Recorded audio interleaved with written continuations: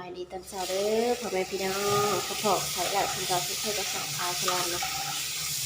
มันนี่คือเราเห็ดกับข้าวตื่นเช้ามาเห็ดกับข้าวมันจะมีแนวเห็ด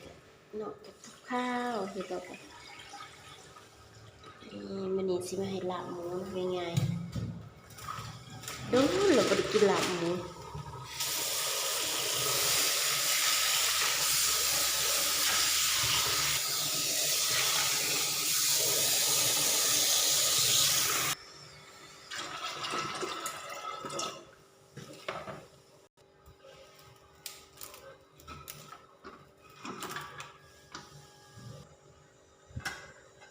ในหนึ่งเขาแล้วก็50 เพจเขากินต่อเนาะ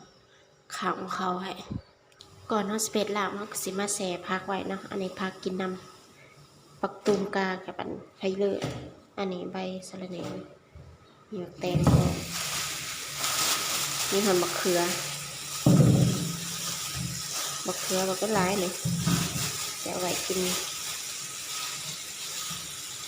ส่วนอันนี้ผักหอมแล้วก็หัวใจไข่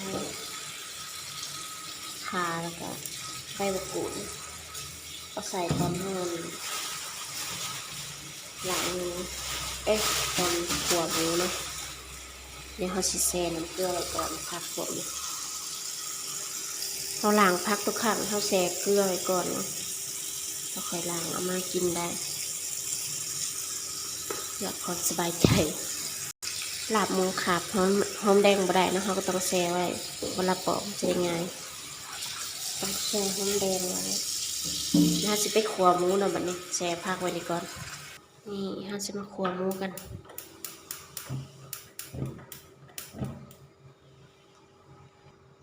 นี่หมูสับเนาะเขาจะใส่ตะไคร้กับใบมะกรูดที่เขาล้างเลยใส่ลงไปใส่น้ำนิดนึงก็สิไปใส่น้ำมันขัวแล้วก็ในหมูมันอยู่แล้วใส่เป็นน้ำเปล่าขัวไม่สุกก็ใส่น้ำเพิ่มนะแล้วก็ต้มมันไว้จนกว่าหมูสุกแล้วค่อยมาลาบเพราะว่าเขาต้องให้หมูสุกก่อนเนาะค่อยมาลาบให้มันพักไว้ให้มันเย็นแล้วค่อยมาใส่เครื่องปรุงจะได้บอกมันจะได้หอมๆเนาะ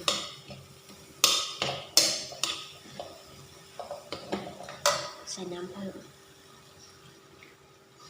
ใส่น้ำแบบคลุกคลินี่คั่วไปเลยใส่ตะไคร้ใบมะกรูดมันดับความคาวของหมูเห็ดแหกหมูหอมอันนี้หมูสับคั่วไปแล้วก็มันสุกแล้วก็ปิดแก๊สได้เลยนะคั่วไปเรื่อยๆแล้วก็สิหมูเฮาสิสุกปิดฟ้าไปก่อนก็ได้ให้มันน้ำมันเดือดมันข้นแล้วค่อยมาเบิ่งอีกรอบหนึ่งระหว่างรอหมูสุกข้าวทั้งนี้ก็ขึ้นแล้วเดี๋ยว50แป๊บเดียวหนึ่งไฟฟ้าแป๊บเดียวมันสุกนี่สิเดี๋ยวจักหน่อยก็ซอยได้เฮาสิมาล้างผักที่เฮาแช่น้ำเกลือไว้นะล้างเอาขึ้นเลยเอาไว้กินกับลาบ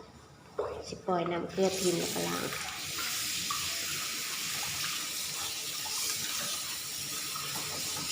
ให้สะอาด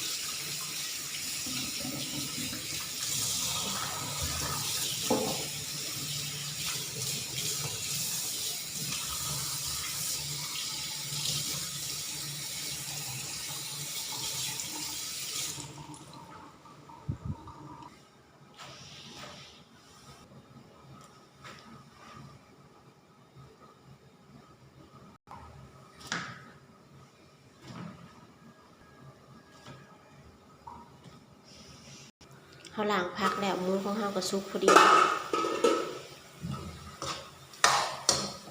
หมูที่เขาคั่วไว้ปิดแก๊สได้เลยนะเราก็สิตักใบมะกรูดกับตะไคร้ออกเวลาไปลาบมันจะ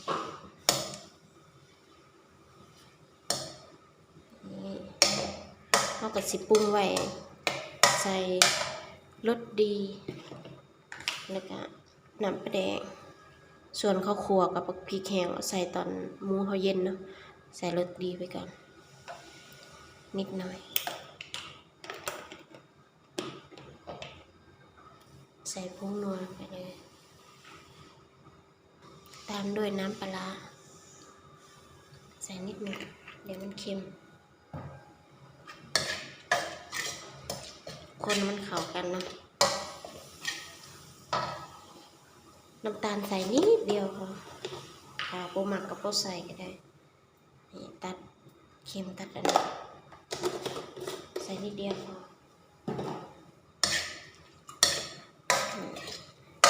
เดี๋ยวค่อยมาปรุงใส่บักพริกข้าวคั่วตอนหมูเฮาเย็นเนาะอันนี้พักให้มันเย็นก่อนเวลาใส่ต้นหอมผักชีของเฮาก่อนมันจะได้บ่หมาดเนาะหั่นใหม่ที่เขาเฮาก็สุกแล้วถอดปากได้เลย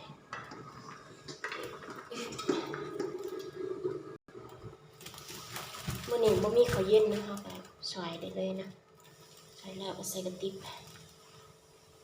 เอาสิซอยใส่หวดเพราะว่าข้าวเฮาบ่ได้หลายคันแบบ1เต็มหวดเนี่ยซอยใส่หวดไว้สิบ่ได้ต้องเทใส่อันกระสอบหรือว่าถาดเนาะแต่เฮามีข้าวบ่ได้หลายก็ได้ซอยแบบสิง่ายดีต้องเสียเวลาสมิกันแล้ว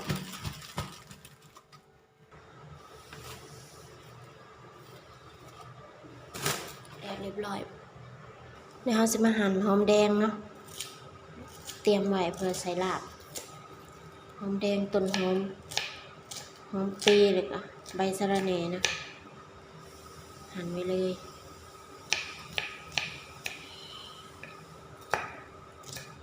แล้วก็ข่าเนาะเห็ดลาบขาดข่าบ่ได้เดี๋ยวมันบ่มีขาเดี๋ยวลาบบ่มีขาเด้อบดแซ่บเด้หั่นแล้วก็ใส่ถ้วยไว้นะอันนี้ถ้วยลาบนั่นแหละหั่นต้นหอมกับหอมเปรย์นะที่จริงอ่ะเวลาเห็ดลาบต้องมีผักแพรวน้ำแต่ว่าบ่มีเขาก็บ่ใส่ก็ใส่แต่2 อย่างพอ3 อย่างเนาะผักหอมมีใบสะระแหน่น้ำหอมนี่ลืม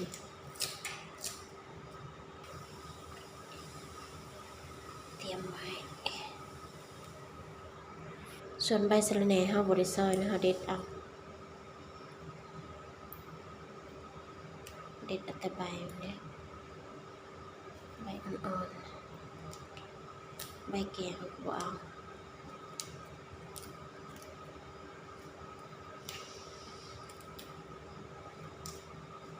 ยุงก็หลายยุงกัดเตรียมไว้สุดท้ายนะเป็นขาเราต้องหั่นบางๆแล้วก็เอาสากมาทุบแล้วก็ซับเนาะหั่นบางๆก่อนหั่นแล้วก็ทุบมันหมุน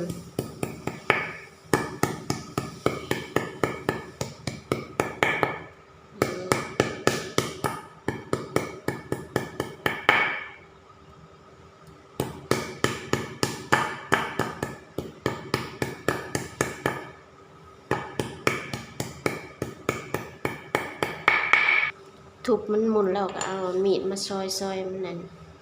เป็นตอนน้อยๆนะเวลายำถือมันสิบ่เผ็ดแห้งบ่แสบตีนแห้งนี่เรียบร้อย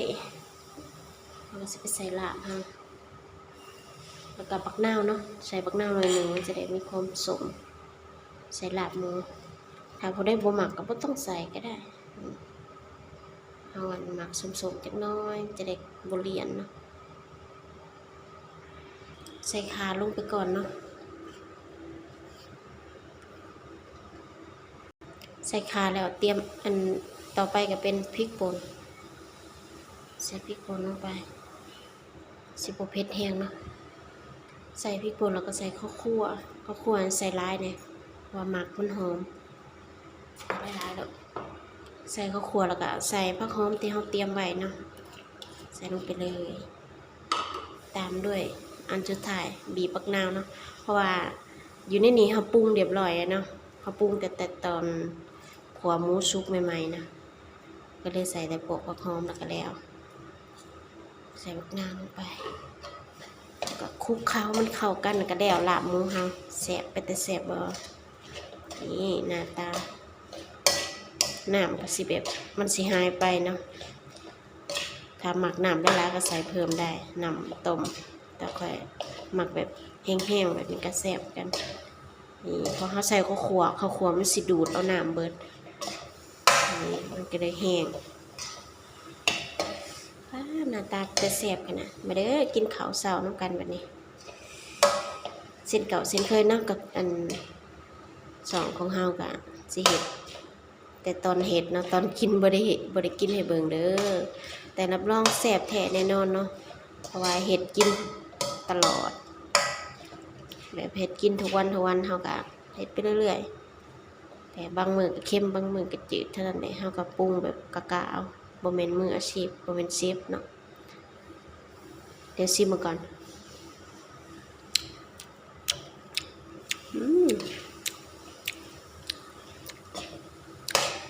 แซ่บหอมข้าวคั่วหอมพริกป่นหอมต้นหอมโอ้ยเพอร์เฟกต์แซ่บหลายนี่เบิ่งใกล้ๆคลิปนี้ก็อำลาพาจากมาเพียงเท่านี้เด้อฝากกดไลค์กดแชร์กดติดตามเผื่อบ่พลาดคลิปใหม่ๆไปแล้วสบายดี